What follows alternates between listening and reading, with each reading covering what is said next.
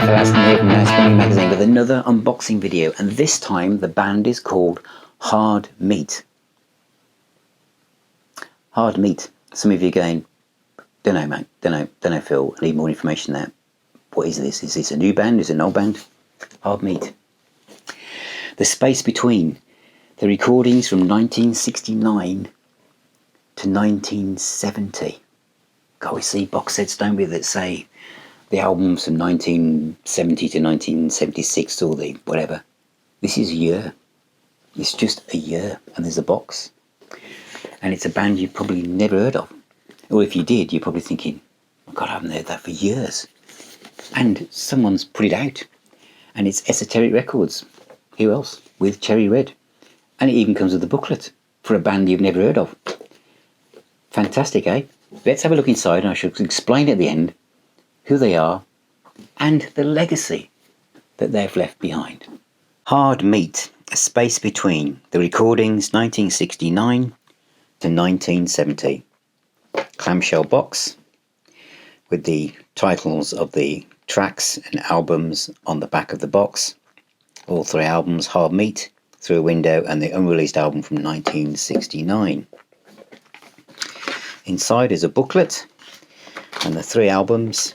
First one comes in a replica gatefold sleeve with the pictures of the band in the inside, and then the tracks on the back with a nice design on the CD itself. The second album, Through a Window. Just look at that artwork, everybody.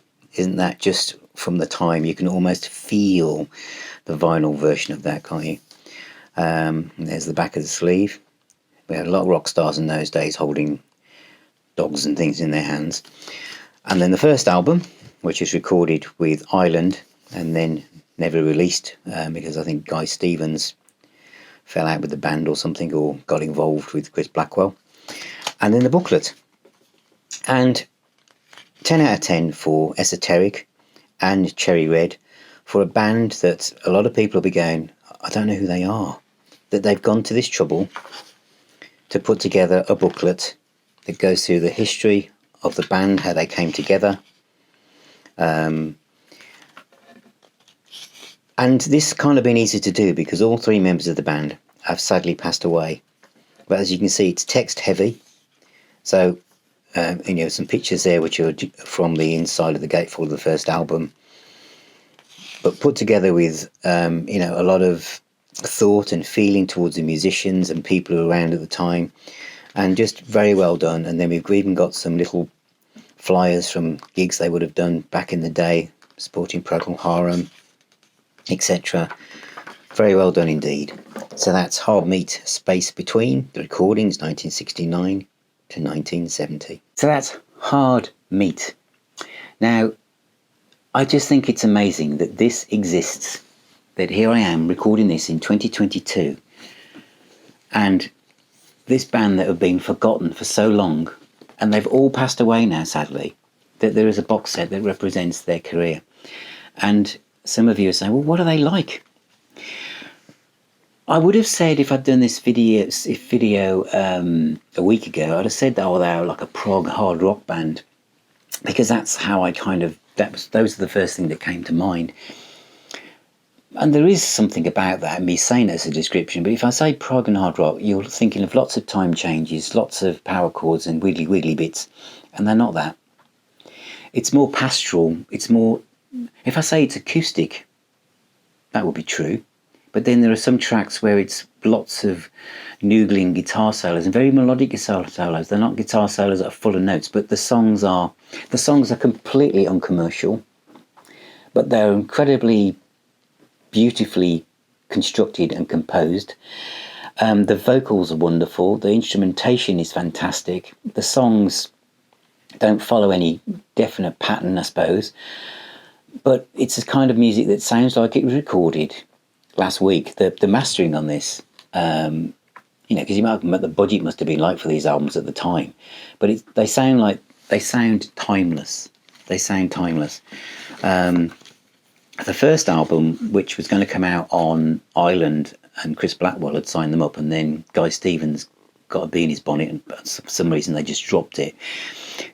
Does have elements of early Mott the Hoople, and if some of you now have gone, Mott the Hoople with Ian Hunter, Mott the Hoople more with Mick Ralphs, or Mott the Hoople without any singing, perhaps. There is a kind of definite feel to that on this, but the fact that the label have gone to the trouble of doing gatefold sleeve for a band like Hard Meat, who some of you may not have heard of, and when I posted this on the Now Spinning magazine Facebook community, quite a few people started to come together and say, "Oh, I really love them," and especially this album, Through Window. This has got some beautiful songs on, some great guitar playing, some absolutely wonderful guitar playing on it. Really is fantastic. I say it's electric guitar, acoustic guitar, electric bass, string bass, and they've also got obviously lots of harmonica lead vocals. It's of its time, but it's not dated in any way. It really isn't. This piano and flute on Time Shows No Face off the first album. That is very kind of trafficky and very proggy in that respect. But as I said, when I showed this on the community, quite a few people started saying they'd heard their albums, really liked them. But I wanted to share this from Mark Evans, who's the singer and lead guitarist in a Birmingham-based folk rock band called Red Shoes. And he says, this features the Dolan brothers, because it is two brothers who founded this band. And he said, I got to know Mick Dolan in 2011 when he produced our Red Shoes album, All the Young Friends, in 2012. And he played on some shows with us supporting the Straubs, another great band.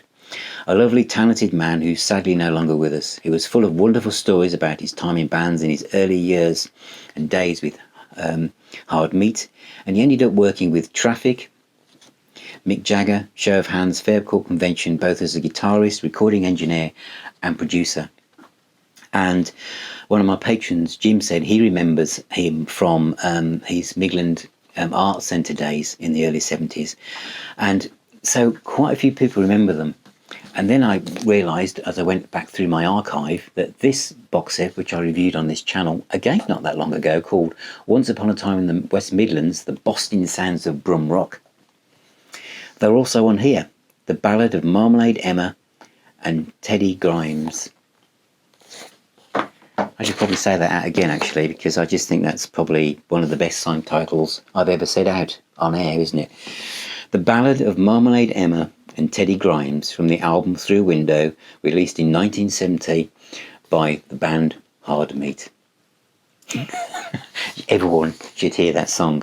No, I've really, really enjoyed this. I really have. And if you're into early rock music from the 70s, this is an essential listen. It really is. And it's been put together with love and attention to detail.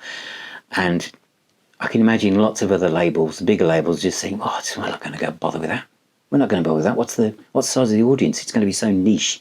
It's going to be like some kind of randomised Guatemalan cheese or something that only 4 people in a city of 40,000 will ever want to taste." This is far more popular than that, and I think that give this a listen and buy it. It's only like 22 quid, and you will love it. It will just float around the house and just make you just relax down with your herbal tea and maybe pick up a guitar or just, doze off for a bit. It's just beautiful music.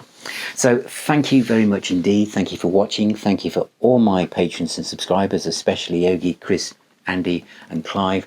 Thank you for all of you who've recently sending out messages and have joined me on the Facebook community, and all your comments on the website as well.